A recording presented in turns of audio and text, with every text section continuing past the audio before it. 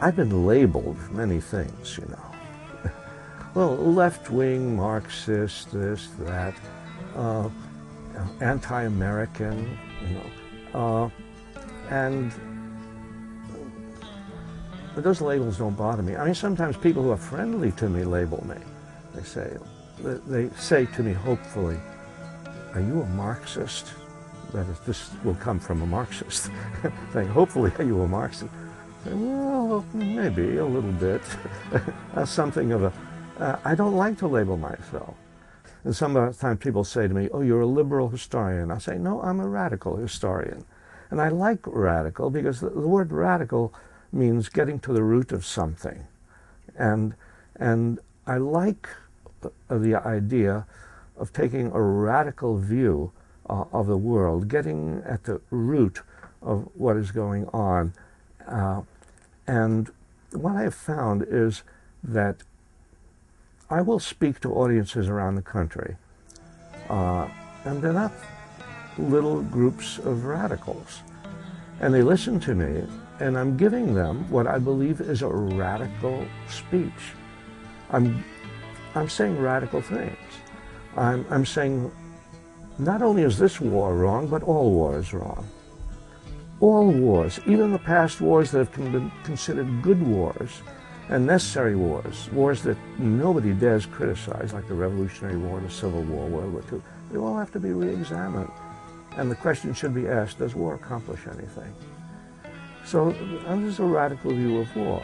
I think the natural good sense of people can be put aside by powerful propaganda, but I always believe that that propaganda has a limited lifespan, and that people learn.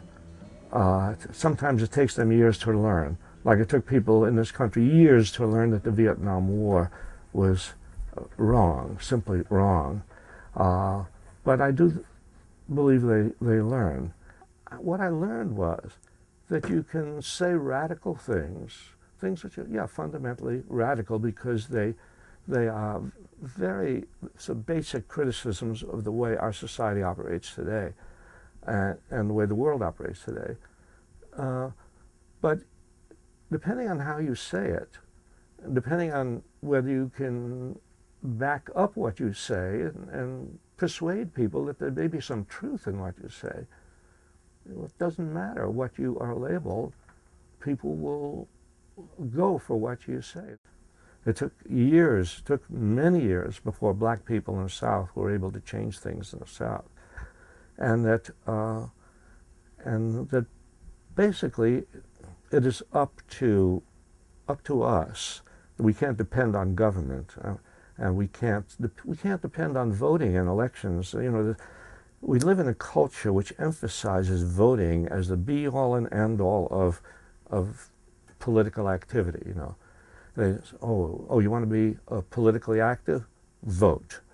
Well, the fact is that historically, voting has not changed things significantly. My whole philosophy of education has been not to speak simply to the academic world.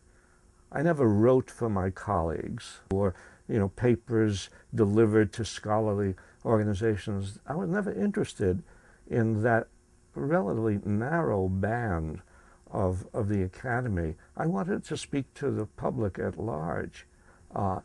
And so when I found that my ideas, my words, my books were sometimes being taken up by people in the arts, musicians and singers, and that they were helping to, I suppose, tell young people, oh, this is a good book to read.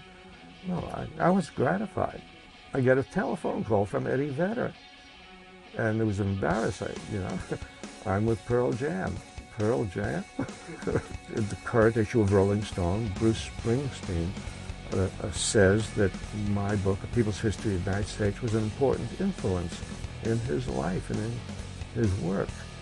And so all of that, for me, is a sign that larger numbers of people outside, outside of the book reading public even, because there are people who don't read books and they just listen to music.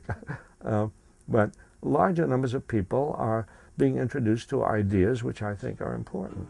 The people's history of the United States has sold now 1.8 million copies, which is rare for a book of history. And the idea was that if the book is that popular, that it deserves an even wider audience, a television audience.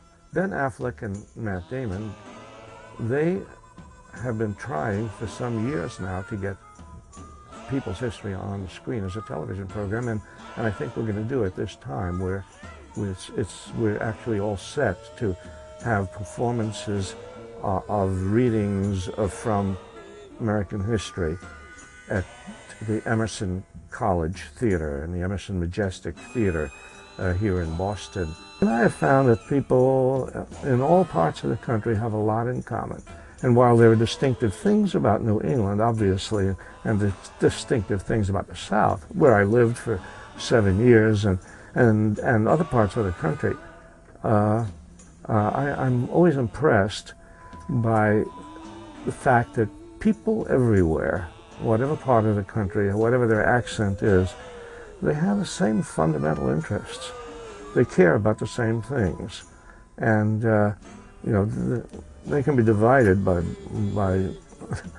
baseball, by being fans of this team or that team. They can be divided in many ways, but generally, I guess this is true of people everywhere. It's very easy to get discouraged if you are isolated, because if you're isolated, your only connection with the outside world is through the newspapers and television, and there's nothing more depressing than reading the news as it's presented to you from the media, you see. Whereas if you're out in the world and if you're part of a social movement and you're with other people and you see how many good people there are in this country and elsewhere, it buoys your spirit, it keeps you going.